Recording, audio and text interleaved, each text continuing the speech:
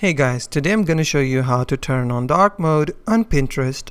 First of all you have to do is open the Pinterest app on your phone.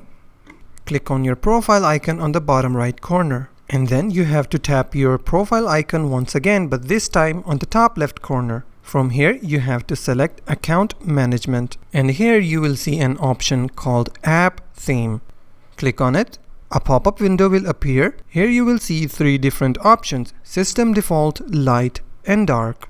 If you want to change your Pinterest theme to dark, all you have to do is select the dark option and your Pinterest app will turn into dark mode. If you choose System Default Settings, what will happen if your phone's default settings is on dark mode, Pinterest will automatically be converted into dark mode. If you set it to light theme, and then Pinterest will also be set it on white theme. And that's how to turn on dark mode on Pinterest. If you find this video helpful, please hit the like button and subscribe.